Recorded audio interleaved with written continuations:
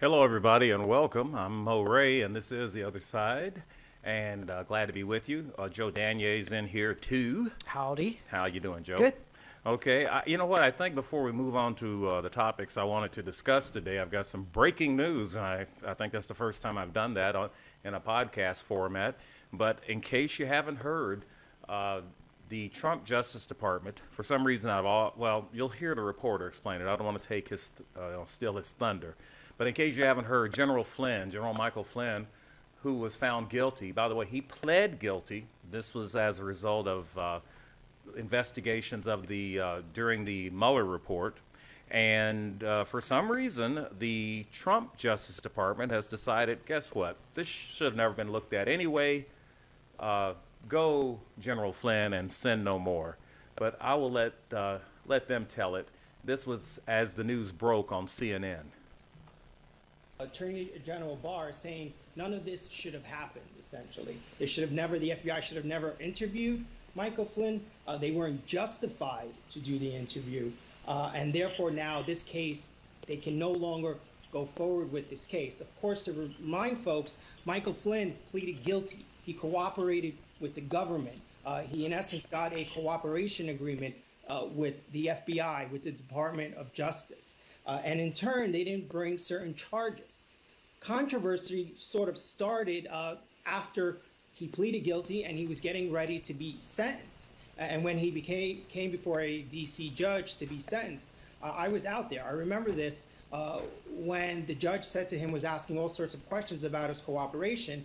And Michael Flynn, of course, and his attorneys became concerned that the judge was going to give him prison time. And then, of course, things sort of took a turn. And ever since then, of course, we've been seeing these motions from his attorneys, new attorneys. Of course, we've heard the Attorney General raise concerns with the case. The President of the United States just last week consistently tweeting, reminding folks, telling folks, arguing that Michael Flynn was treated unfairly. And well, now today, and really what is a remarkable move by the Department of Justice and just really unprecedented, after someone is been cooperating, after someone has pleaded guilty, was a government witness, for them to turn around and do this today. I'm not going to tell you that anyone is surprised by this move, but it's certainly unprecedented. Ellie Honig, Shimon, stay with me. Thank you. Ellie Honig, former federal prosecutor. I mean, I can see the look on Shimon's face just having been in the trenches and covering this story, right? To know that Michael Flynn said, yes, I did it, he then cooperated, and now they're dropping the case. What do you make of this?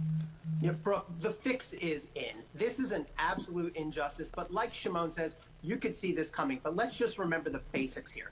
Michael Flynn lied to the FBI. He pled guilty under oath in federal court to doing that. He took a plea. And then what does Bill Barr do? He says of all the tens of thousands of cases that he's been in charge of in the Department of Justice, look at that one. Let's take a closer look at that one. Not coincidentally, the same one that the president has been railing on for months and years now. And now we see Bill Barr really just doing Donald Trump's dirty work. Now Donald Trump is not going to have to issue a pardon because Bill Barr has stepped in and taken this really unprecedented step. I never saw anything like this in my 14 years as a federal or state prosecutor, Brooke. And there you have that, ladies and gentlemen. So Michael Flynn's not going to prison, but you still have 6 Trump insiders who have been convicted as felons. Of course, we're still waiting to see if Roger Stone, that is, if Roger Stone ever serves a day in prison. He was sentenced to 7 years. We'll see what happens there. But I remember when Trump had his first Attorney General, Sessions, he was upset because Sessions recused himself from the Russia investigation, as he should have as Attorney General. The president seems to be under the impression that the Attorney General is his personal lawyer, which he is not. He famously made the remark, "Where's my Roy Cohn?" And this gets back into how history travels in a circle. In case you don't know, Roy Cohn was a notorious New York lawyer. Donald Trump famously says he never apologizes to anybody. The person who instilled that in him was Roy Cohn. Roy Cohn, let's do a little history here. Roy Cohn was the deputy during the McCarthy hearings, the Red Scare years, where people were blacklisted, sometimes erroneously, but their lives and careers were ruined. There were suicides. There were people who never worked again in Hollywood and other places. And, well, his right-hand man was Roy Cohn. Trump said, "Where's my Roy Cohn?" Speaking in terms of the Attorney General. That is, he wanted an Attorney General who would do his bidding, as that person said just then on CNN, and it appears he got him. As the guy said, out of all the cases that the Attorney General could be paying attention to, he focused on the Michael Flynn case, and he decided that this general who pled guilty, who worked along with the Mueller investigation, suddenly didn't deserve to see a day in prison. So there you go, and you'll probably be seeing more of that.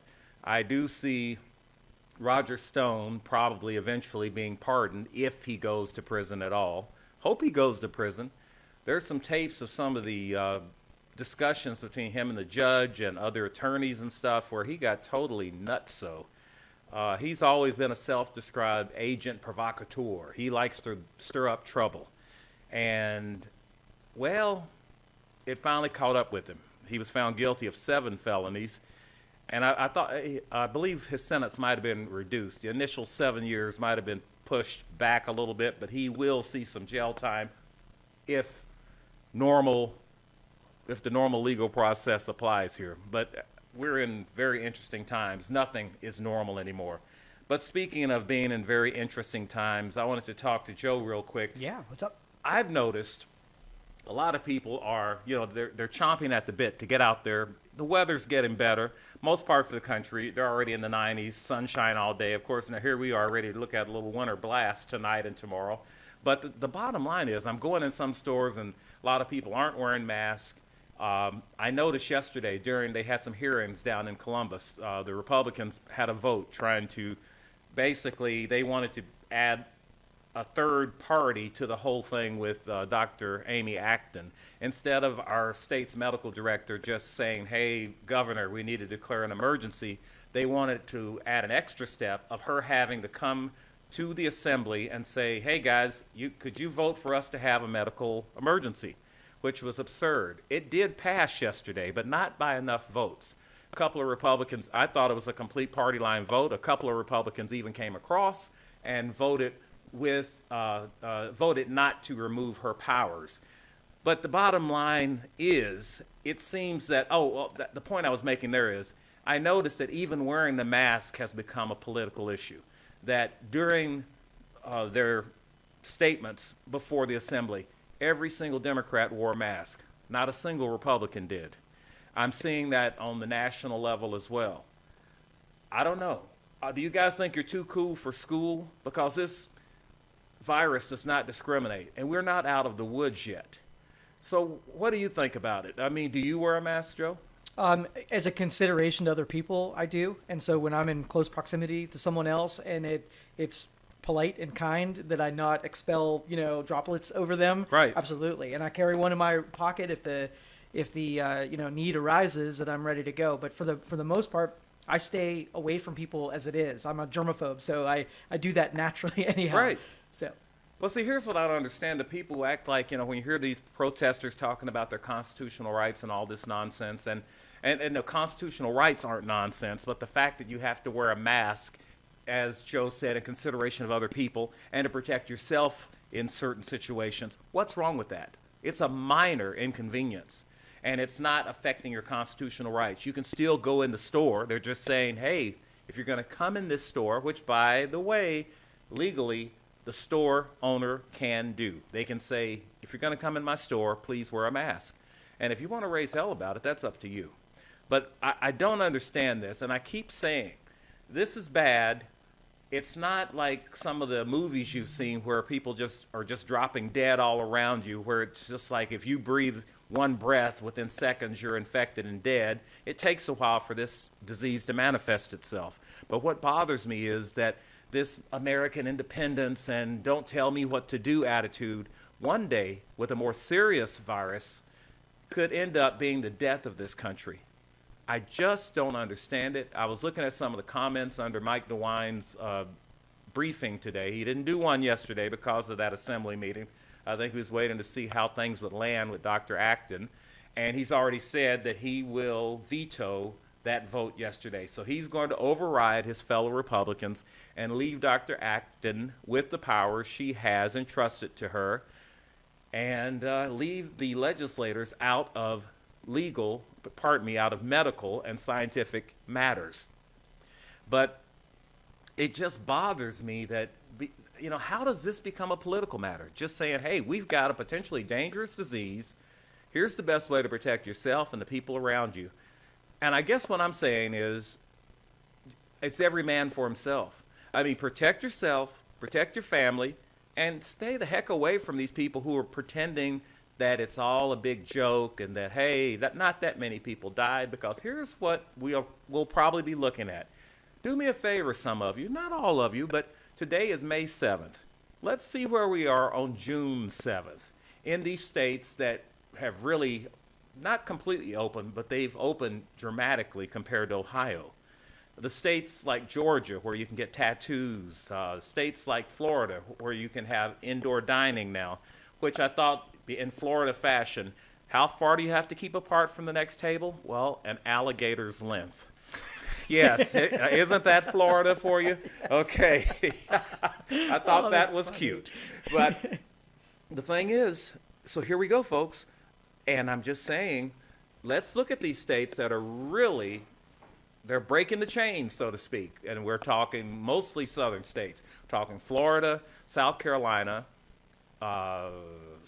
North Carolina, Georgia. Let's see what happens down there. Let's see if there's a rise.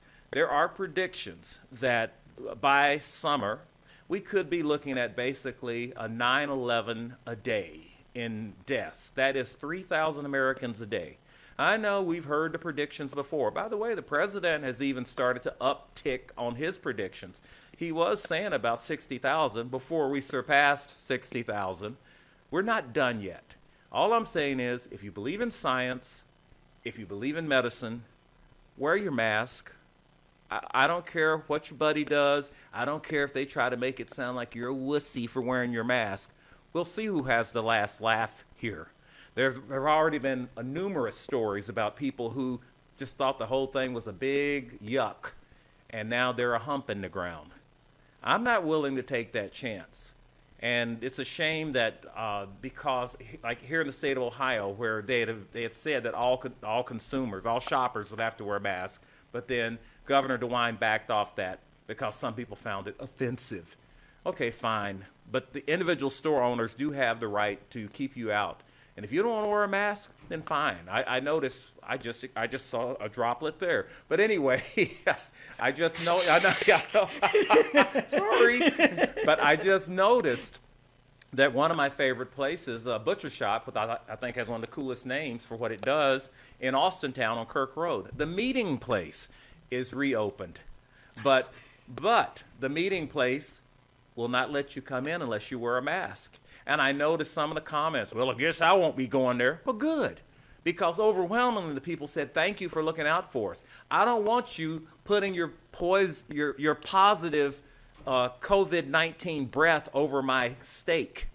I'm sorry. I don't think that's too much to ask. Put on a freaking mask. I got a question for you. Yes. If this whole meat shortage thing really manifests in a way as a lover of the cooked meats on the grill, what does that, I mean, if we're looking into summer with no fresh meats to buy anywhere, does that scare you at all? It scares me, but luckily I got a freezer.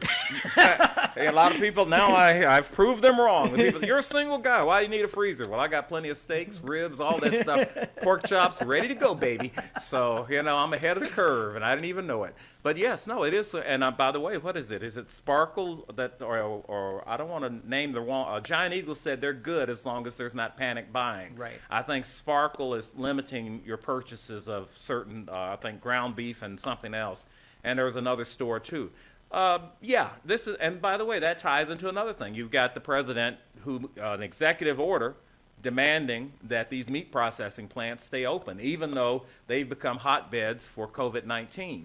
And you've got people acting like it's an inconvenience to them If you've seen any of these inside some of these facilities on some documentary or what, these people are working almost shoulder to shoulder.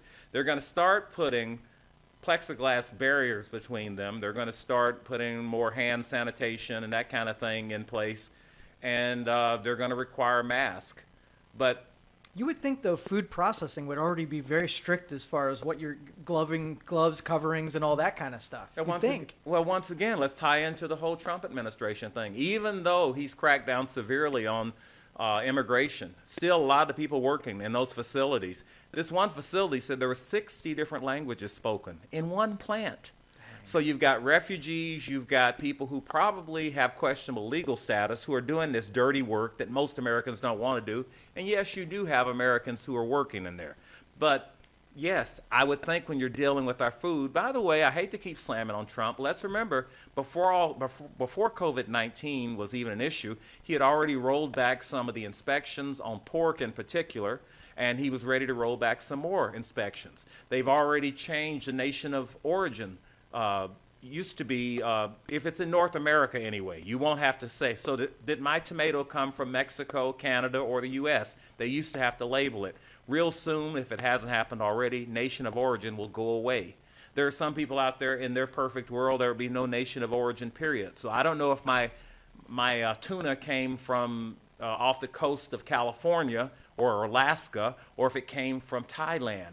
I think I have a right to know where my food comes from. I don't think that's unreasonable. Right. But with every rollback, you see the Fox News crowd, they're delighted because they feel like, simple things like regulation of your food is an infringement of the government upon your business. No, they're looking out for you.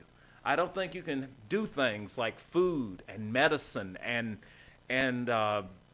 so many other things. I think there needs to be more regulation. If you look at some of these outbreaks in some of these nursing facilities, obviously from state to state it varies, but there's got to be better controls over these places where you've got all these old people all cramped up together.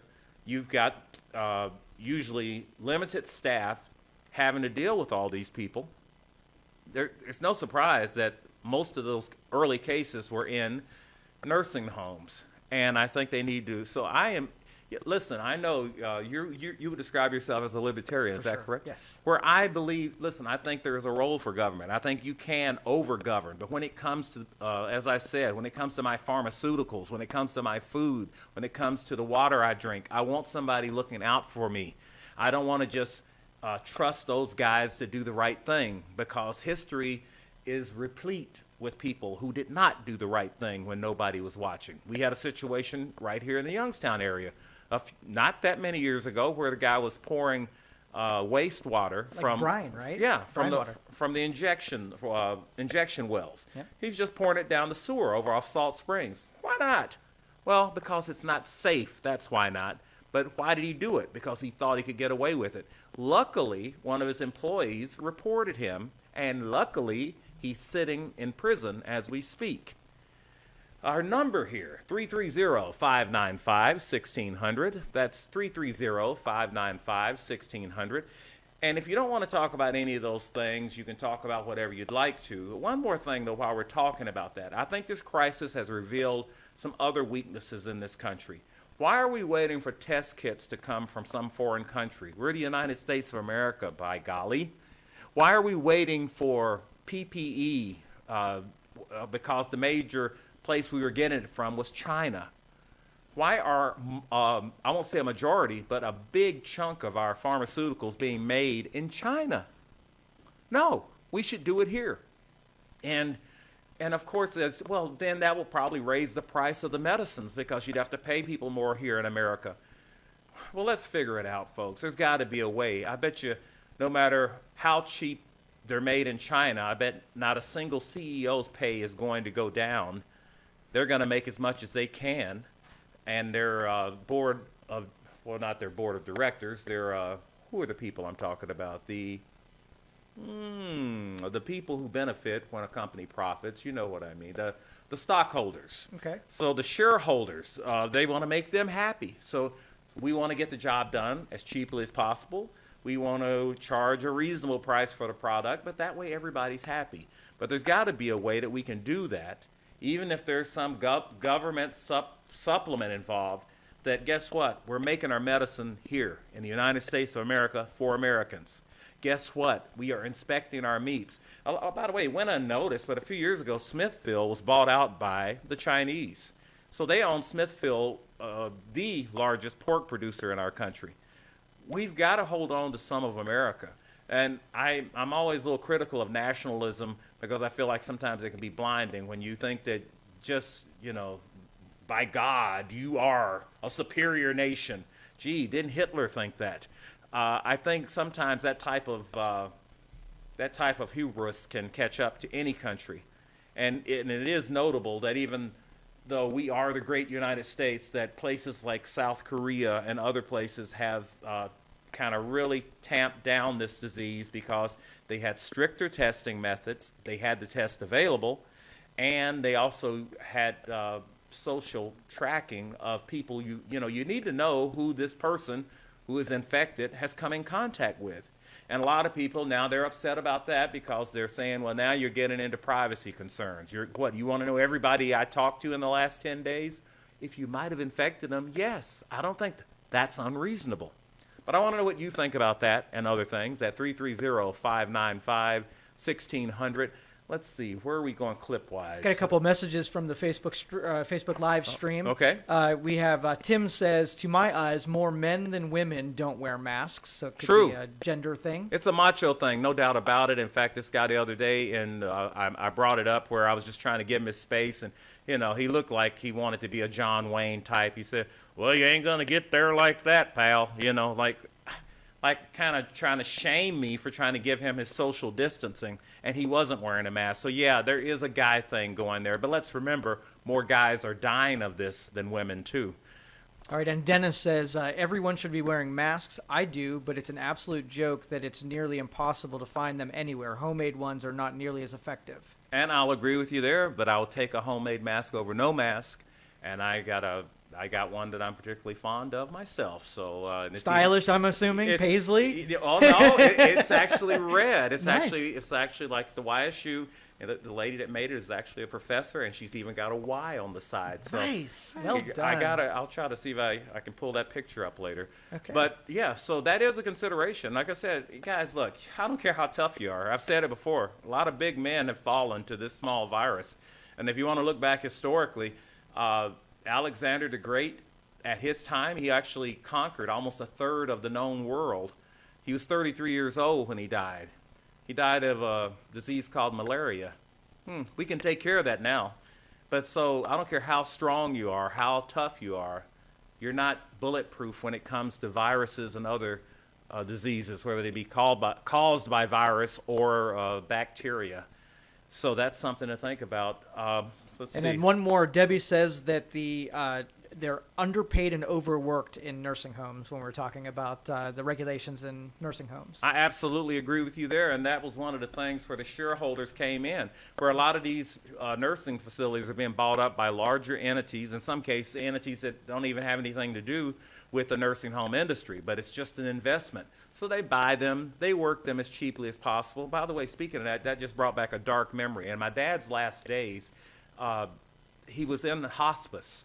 And I remember my brothers telling me that they went to see him that morning and they came back that afternoon and he had the same plate in front of him. He hadn't eaten, he had picked at it maybe, but the same plate was there. And the two guys who were supposed to be looking over him, they were back literally in a closet playing cards. So they don't care about you. You can't pay people to care about you, but you can have stringent enforcement of laws. You can pay people a decent wage so maybe they would be incentivized to work at such a place. Most of the people working there now are working there out of pure passion. They've got to be. I mean, a job is a job. I get it. But speaking of jobs, I know I'm all over the place here. I heard something on the way over that I found very disturbing in my home state of Texas, where they're starting to open up, and you'll be able to go to restaurants real soon. And the guy was talking about an upscale restaurant where they just felt that wearing a mask was oh so gauche. So they will not be wearing masks, your server. So, and if the server, and a server is in close quarters to whoever they're serving. And basically, if you don't wear the mask as a server, well, you're fired. And there's even a question there that if you're fired because you refuse to endanger yourself, will you be able to get unemployment in the state of Texas? So yeah, that kind of stuff is just crazy to me. But we were also talking about, I wanted to talk about the president and his flip-flopping, and I hope I got that in the right order. Is that the right one there? I don't know. Let's just play it, and if not, we'll reverse the order, but that's all right. Okay. And close the task force, because then the job will be essentially, hopefully, over, Mike, right? And you've done a fantastic job. Mr. President. Yes. Could you explain the change between what Volume's a you little said low. yesterday about winding down the task force and Well, now I think, saying you're yeah, going to keep it? Because it is Yeah, well, different from what you yeah. said yesterday. Well, I guess if you think we're always winding it down, but, it's a question of what the end point it is. But I think it is a change, a little bit. I thought we could wind it down sooner, but I had no idea how popular the task force is until actually yesterday. When I started talking about winding it down, I'd get calls from very respected people saying, I think it would be better to keep it going. It's done such a good job. It's a respected task force. It's, I knew it myself. I didn't know whether or not it was appreciated by the public, but it is appreciated by the public. When you look at the job we've done on everything, on supplies, on everything. The gowns, the gloves, the masks. You saw yesterday the mask. We were at a factory yesterday, a great company, Honeywell. And in a period of 4 days, they took a big factory, essentially 4 days, a little longer, 2 weeks, but it was really most of the work done in 4 days. They took a big plant that did other things and they converted it into masks. You have to see, it's actually a complicated process, but they have unbelievable equipment. And they're doing millions of masks out of this factory, and that took place so quickly. And that was all because of the task force. I mean, all of this happened because of the people working within the administration.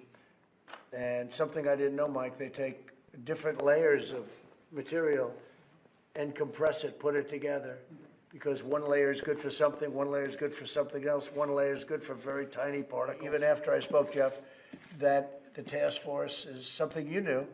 It's very respected. People said we should keep it going. So let's keep it going. And so we'll be doing that. But we'll be adding some people to it, actually. Who are some of the people you're thinking?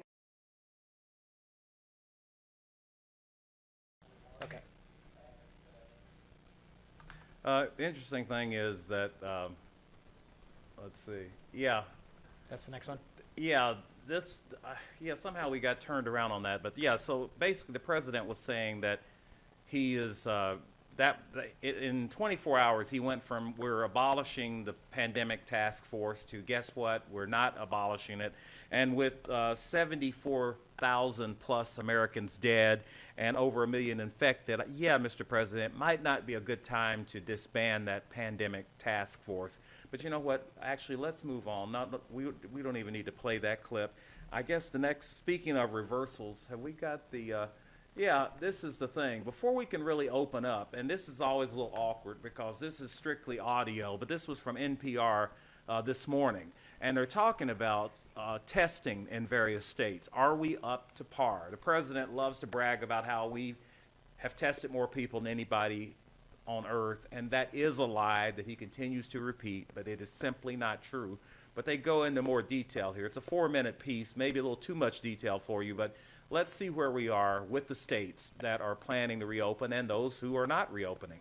And the following message come from State Farm. When it comes to home or auto insurance, Had to get State that Farm plug helps in. you find the right policy to fit your needs. When you're looking for coverage or assistance, like a good neighbor, State Farm is there. Is it safe for states to start reopening their economies? If we want to answer that question, we have to test people for COVID-19. But are states doing enough testing? We have new reporting today that shows the answer to that question broadly is no. We're citing a new analysis that researchers at Harvard conducted exclusively with NPR. NPR health correspondent Rob Stein has details of that analysis. Good morning, Rob. Good morning, Noelle. So what does the analysis show exactly? It's based on estimates of the size of each state's outbreak, how much testing they're doing, and how much testing they need to do to keep their outbreaks from spinning out of control.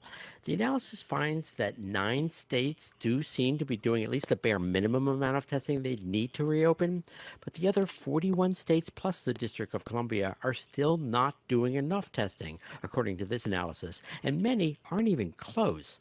That means it would be super risky to relax their shutdowns to restart their economies. Rob, we have asked you this question a million times, but it seems like we always need to be reminded, why is testing so crucial? So, without enough testing, there's no way to make sure you can spot new infections quickly and keep the virus from roaring back in places where it's under control, or protect places that haven't been hit hard yet. Because, the virus is still out there and most people are still vulnerable. So as states reopen, new infections could easily jump up. Here's Ashish Jha. He runs the Harvard Global Health Institute, which did the analysis with NPR. As cases really start climbing, hospitals start getting filled up, and many, many thousands of people will end up getting sick and dying. And ultimately, I am deeply worried that 4, 6, 8 weeks down the road, we're going to find ourselves in the exact same place we were in early March, and we will have to shut the economy down again. Now the amount of testing needed varies from state to state depending on the size of their outbreaks, but some states that are starting to relax, like Florida, Georgia, Texas, Arizona, and maybe Colorado, they are starting to relax even though they're not doing the bare minimum of testing. So we have 41 states doing that, not doing enough testing. What about the 9 states that are doing enough testing? Yeah, so those 9 states, they look like they are doing the minimum testing they need, or are at least very close. They're Alaska, Hawaii, Montana, North Dakota, Oregon, Tennessee, Utah, Wyoming, and West Virginia. But it's important to understand what that means and what it doesn't mean. It means they're doing the minimum amount of testing. It doesn't mean everyone who wants or even, really should be getting tested can get it. Not even close. It just means it looks like they could be doing enough to keep the outbreak under control if they do try to ease up. But does that also mean that those states could safely reopen? Unfortunately, the answer is not necessarily. First of all, testing is far from the only criteria for opening up. For example, states have to see a decline in cases for at least 2 weeks, and testing is just one weapon necessary to keep the virus in check. States also need to have enough healthcare workers to, track down and test all the people who have had any contact with anyone who's infected and might have caught the virus. This analysis is based on the assumption that states have to test at least 10 contacts for every new case, and very few states have anything close to that capacity. Here's Ashish Jha again from Harvard. For states that look like they're meeting their goals, I wouldn't take that as too much comfort because the number of cases will start going up. This is not the goal you want to hit and then say, okay, good, we're done. This is the goal you want to hit and say, okay, now we can start. Maybe start opening, but make sure to continue to ramp up testing and have enough contact tracing capabilities. Rob, the White House has been saying that the U.S. is doing more testing than any other country. This analysis shows there are shortages here. So what do public health experts say we should do? Yeah, so the Trump administration's officials will point out that more than 7 million Americans have now been tested, and they're trying to ramp up tests even more. But Harvard is now estimating that the U.S. overall needs to be doing more than 900,000 tests a day, which is more than triple what the U.S. is doing. And some public health experts say the country really needs tens of millions of tests a day. Wow. NPR health correspondent Rob Stein. Rob, thank you. Long, and I know when you're just looking at a screen like that, it's hard to, it doesn't translate well all the time. But let's see. I do want to see. You remember when the president? That is it. This one? Yes. Okay. Do you remember? And this was way back in March. Do you remember when the president uttered? You just heard them say that we're not really up to test. We're not up to par on the number of people being tested. But way back in March, President Trump was touring the CDC wearing his campaign hat, which I always thought was kind of odd. When you're doing an emergency situation, that's not the time to be campaigning. But as he's wearing his Keep America Great hat, the president uttered these words. Anybody right now and yesterday Anybody that needs a test gets a test. They're there. They have the tests. And the tests are beautiful. Anybody that needs a test gets a test. If there's a doctor that wants to test, if there's somebody coming off a ship, like the big monster ship that's out there right now, which, again, that's a big decision. Do I want to bring all those people on? People would like me to do that. I don't like the idea of doing it. But anybody that needs a test can have a test. They're all set. They have them out there. In addition to that, they're making millions of more as we speak. But as of right now and yesterday, anybody that needs a test, that's the important thing. And the tests are all perfect. Like the letter was perfect. The transcription was perfect, right? This was not as perfect as that, but pretty good. What should be done about that cruise ship that's stopped? Well, that's a big question. So I was just on the phone with Vice President, and they're trying to make a decision. I mean, frankly, if it were up to me, I would be inclined to say, leave everybody on the ship for a period of time, and you use the ship as your base. But a lot of people would rather do it a different way. They'd rather quarantine people on the land. Now, when they do that, our numbers are going to go up. Okay, our numbers are going to go up. The 240 is going to go up. And I assume that perhaps, it's a very big ship with thousands of people on it, including the sailors and the crew. You're talking about a massive number of people. That is a big ship. If it were up to me, I would do it that way. A lot of people think we should do it the other way. They're Americans, or mostly Americans, and we have to take care of Americans. The other way. And there you go. And by the way, he was wrong on a couple of counts. Like I said, that was back in March. That was in early March, March 3rd. He was, I'm going to just say it, he was lying. We didn't have enough tests then. We still don't have enough tests. We have dramatically improved. 5.5 million, 6 million Americans have been tested so far. But we certainly, anyone who wanted a test couldn't get a test back in March. Also, the situation he was talking about with those cruise ships, he said if he had his way, he would have left them on the cruise ship. Well, luckily, science and medicine won out there. They got the people off the ships because everybody is in such close quarters, literally, those ships are petri dishes. So we didn't listen to the president, we listened to the doctors, and luckily the people on the cruise ships, there were some people who got very sick, but I don't think on that particular ship there were any fatalities. But the bottom line, once again, the president loves to speak in broad strokes. He loves to exaggerate. He loves to just flat out lie. And for him to stand there in that CDC laboratory back in March and say that there was, that if anybody wanted a test, they could get a test, that was just blatantly untrue. Okay, where are we going from here? Let's see. Speaking of contradictions and that kind of thing, there's another, I did want to talk about conspiracy theories as well. And this is dangerous. I think the longer this situation goes on with this virus, the more crazy conspiracy theories are going to come out. Every week it seems like there's a new one, and there's somebody that becomes the darling of the conspiracy world. The latest one is there's a movie out called Plandemic. And yeah, it got pulled off Facebook yet again for violating community standards. Well, because she lies.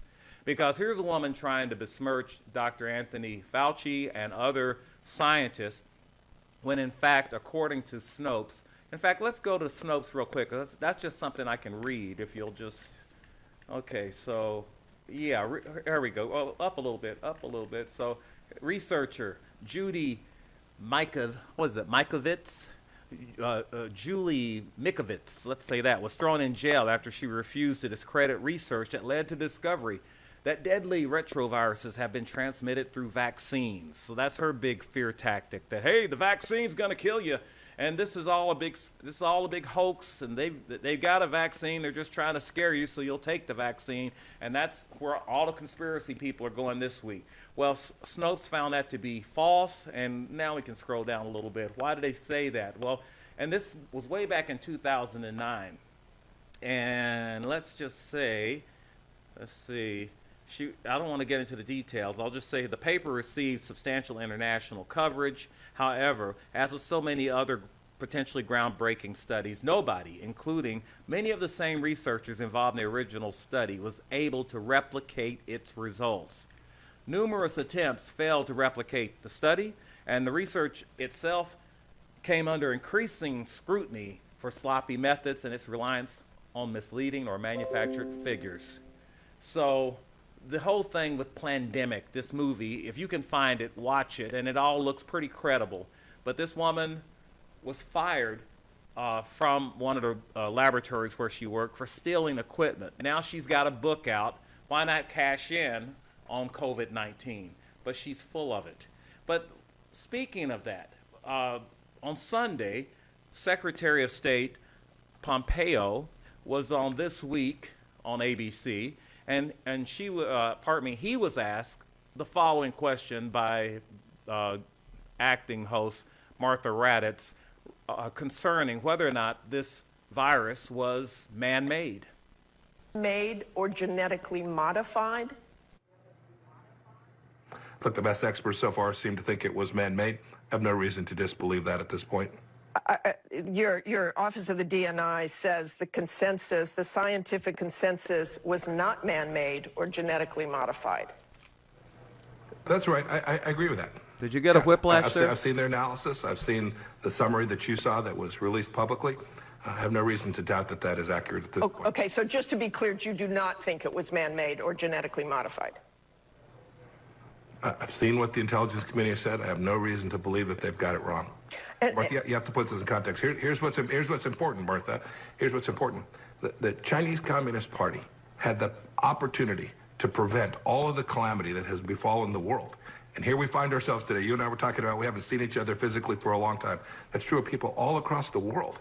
This is an enormous crisis created by the fact that the Chinese Communist Party reverted to form, reverted to the kinds of disinformation, the kinds of concealment that authoritarian regimes do. Had those scientists been operating in America, they would have put this out, there would have been an exchange of ideas, and we would have quickly identified the kinds of things that needed to be done in response. Instead, China behaved like authoritarian regimes do. It attempted to conceal and hide and confuse. It employed the World Health Organization as a tool to do the same. These are the kind of things that have now presented this enormous crisis, an enormous loss of life, and tremendous economic cost all across the globe. The Australians agree with that. You hear the Europeans beginning to say the same thing. I think the whole world is united, understanding that China brought this virus to the world. Okay, could we go back to the beginning? I know it's a little clunky. I mean, modified?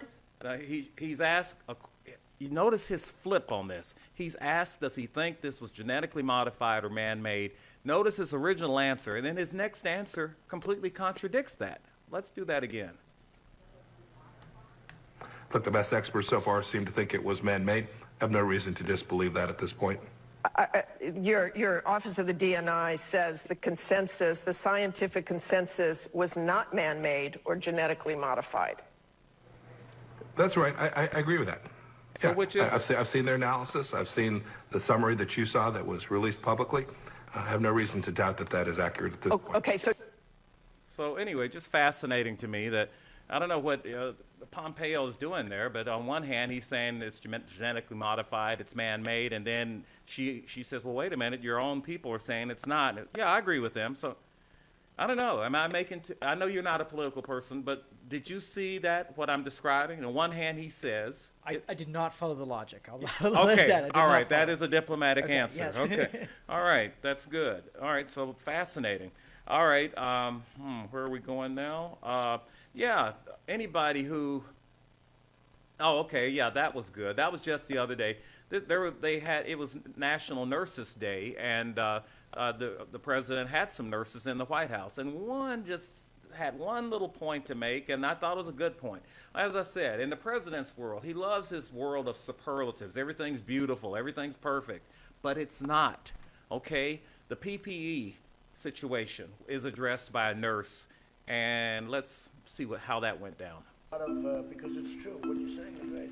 Man and woman power was one of the toughest things. Are you seeing now that the supplies are what they need to be? Yeah. Yes. I think it's sporadic. As I talk to my colleagues around the country, certainly there are pockets of areas where PPE is not ideal, but this is an unprecedented time, and the infection control measures that we learned back when we went to school, 1 gown, 1 mask for 1 patient a day or per time, this is a different time. And I've been reusing my N95 mask for a few weeks now. I just broke out a new one to come here just in case I needed to wear it. So PPE has been sporadic, but it's been manageable, and we do what we have to do. We're nurses, and we learn to adapt and do whatever the best thing that we can do for our patients to get the job done and get the care provided. And that's what we're going to continue to do as COVID-19 continues. Sporadic for you, but not sporadic for a lot of other people. Oh, no, I agree, Mr. President. Because I've heard the opposite. I've heard that they are And then he loaded up crosses with- his arms like a with, little kid. Gowns now, and initially we had nothing. We had empty cupboards. And I'm We had sick of the empty shelves. cupboards. We So had we can nothing. stop there. Because it You know, wasn't the put there simple by- thing, he, at what point do you own your presidency? Even if that lie that he continues to tell about the empty cupboards were true, at what point in your presidency do you say, well, if the cupboards are empty, we need to fill them in case there is a pandemic situation? At what point in this does this president stop blaming the last president? I just think, and once again, when I used to do my radio show, I would call out Obama for at least during the first couple of years of his presidency. I thought he mentioned Bush and Cheney far too many times. Historically, when you become president, as Harry Truman says, the buck stops here. It's like a page is turned. You don't go back criticizing your predecessor. That's all this president does this far into his presidency. If you're the great president you're always telling us you are, the guy who we ought to be thanking for being such a great president, then why didn't you fill those empty cupboards you keep talking about? And when he talks about the tests were faulty, once again, how do you test when you left office in 2017, if you're Barack Obama, for a disease that wasn't even known about till 2019? So there were no tests to be faulty because there was no knowledge of the disease. Yet another Trump lie. And yes, I'm calling him a liar because he is a liar. By the way, speaking of his predecessor, and this should raise his blood pressure a little bit, I don't have the date on that, but former President Barack Obama is going to be giving an address to graduating college students all over the country. It's going to be carried by ABC, CBS, NBC, CNN, and, oh my gosh, Fox News. I'm sure that the orange one will not be happy by that, but I think that's a great thing. Do we have a date on that? Let's see. Okay, that was a, let's see, we're just looking, it's on the, yeah, well, we can go to, yeah, you good there? Okay. So, May 16th, looks like, okay. And it's called Show Me Your Walk. That's going to be the Historical Black College and University edition. That's going to be there. He's going to do 3 different events, actually, but there's a main event that will be carried on multiple networks, and basically it's a commencement address by the former president, who was certainly a more eloquent speaker. And as I said, this president should probably be upset by that. By the way, his little dog and pony show on Sunday, where he sat before the Lincoln Memorial and answered cherry-picked questions, well, 60 Minutes got better ratings than that. So apparently only the Trump faithful watched that nonsense. And then I loved it when he actually had the nerve to say, you know, you guys picked this location, didn't you? When it came out later, no. Of course not. I don't think Fox News said, hey, let's sit down in front of Lincoln Memorial, Mr. President. No, that's Donald Trump, the showman. But he always tries to make it sound like somebody else did it, just like the classic answer where he doesn't know whose idea it was to put his name on the stimulus check. Really? So some guy just sitting around at the IRS decided it'd be a good idea to put Donald Trump's name on the check. Do you believe that? Come on now. Anyway. But you know what happens when you disagree with this president? You disappear. And now you've got a guy who is turning whistleblower. Remember a few weeks ago, not that many weeks ago, when the president kept talking about hydroxychloroquine. That was the miracle drug. Speaking of controversies and conspiracies, that was the big miracle drug for about 2 weeks with this president. Multiple press briefings, he mentioned this, like this might be a game changer. But Dr. Rick Bright, who is a former health department official, because he just couldn't take it anymore. He couldn't push the line. He thought that drug was being oversold, and not to mention the fact that during some later clinical trials, there were deaths as a result of this drug because it caused heart attacks in some people. But let's check out this situation with Dr. Rick Bright. Over the opinions of the best scientists we have in government.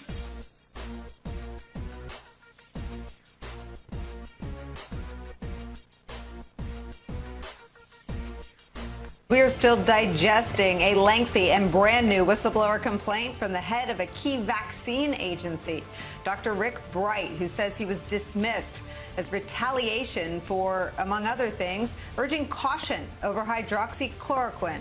That was that unproven malaria drug that the president publicly touted and pushed from the podium of the White House briefing room for weeks. The new complaint also details potentially explosive allegations that his repeated warnings on coronavirus back at the end of January, when the president was still publicly downplaying the virus, were ignored. His alarm over the threat posed by it, he says, was met with resistance and even opposition from top officials in the Trump administration. Moments ago, Dr. Bright described his experience navigating coronavirus in the Trump administration. Let's listen to a little bit of that. The past few years, however, have been beyond challenging. Time after time, I was pressured to ignore or dismiss expert and scientific recommendations, and instead to award lucrative contracts based on political connections. In other words, I was pressured to let politics and cronyism drive decisions over the opinions of the best scientists we have in government. Here's just a brief portion of the new report.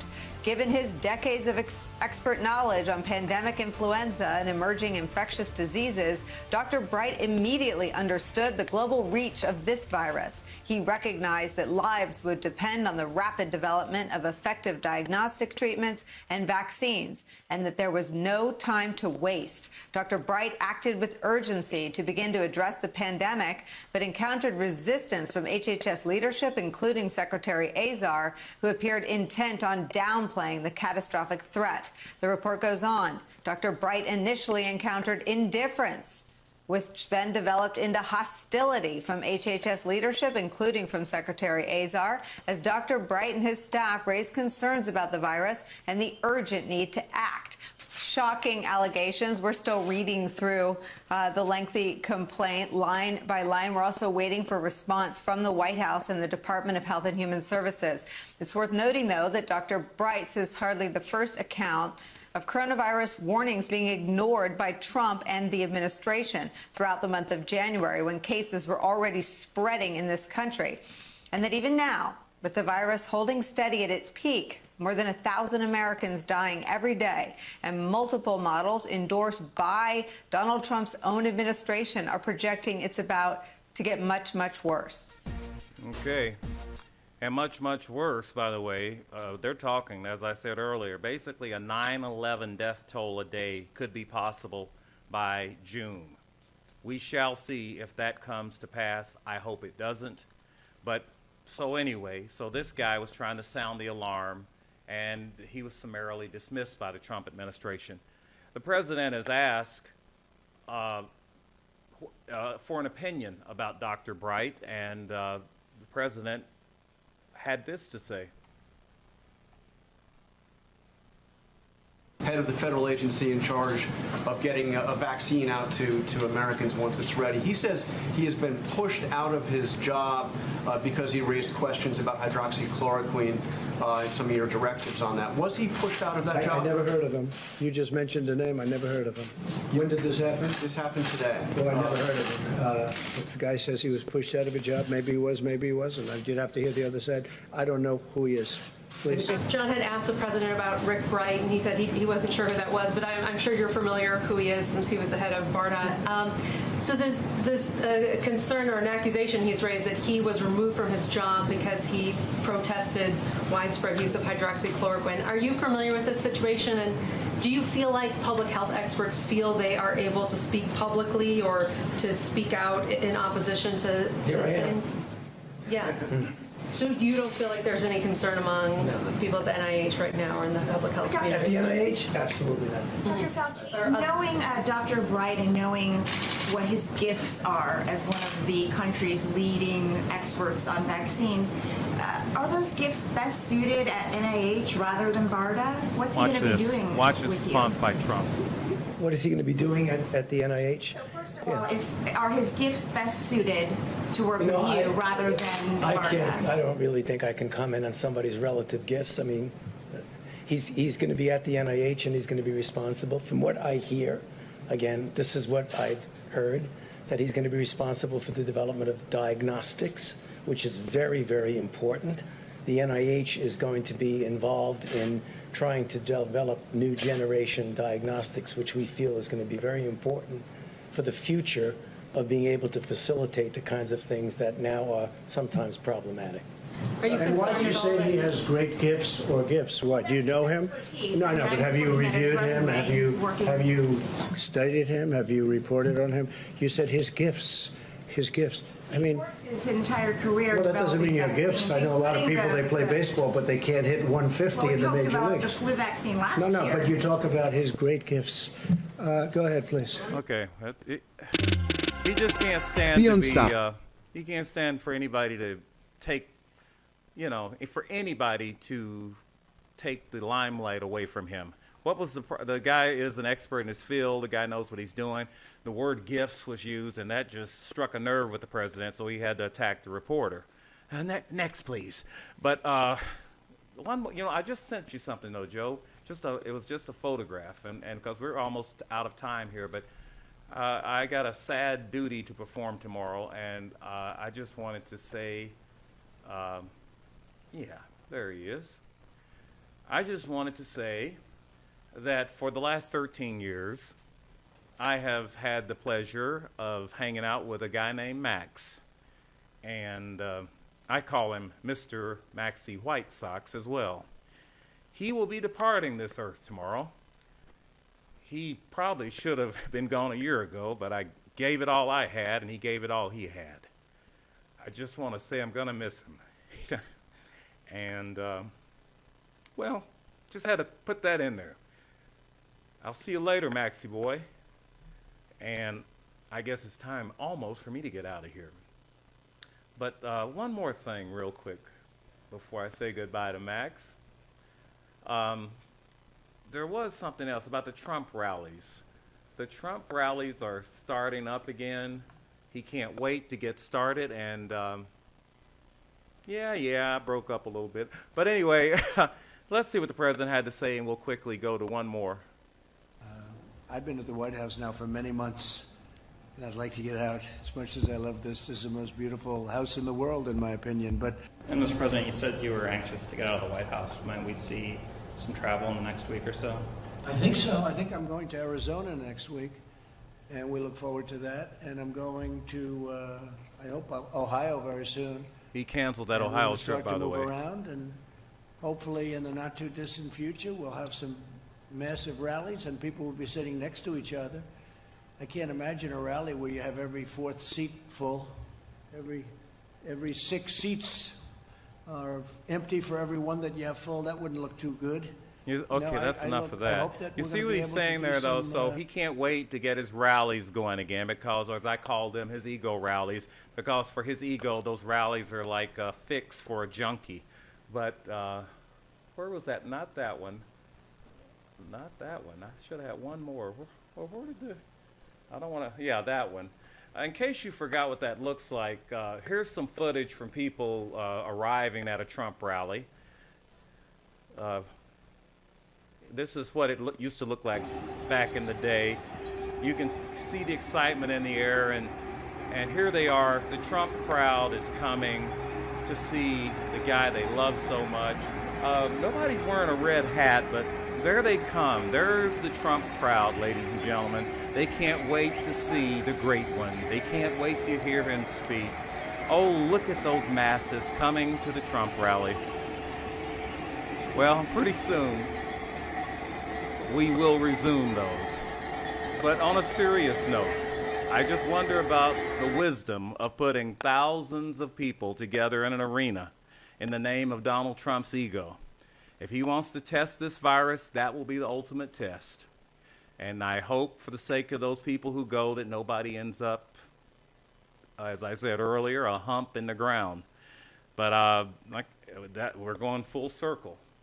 I think some of you are chomping at the bit way too soon. We don't have a handle on this. But if you want to go to a Trump rally, hey, go for it, because that's way before November.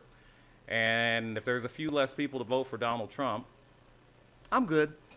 And I know that's cruel, but I mean, if you have more faith in that man than you do in medical science, then whatever happens, happens, as far as I'm concerned.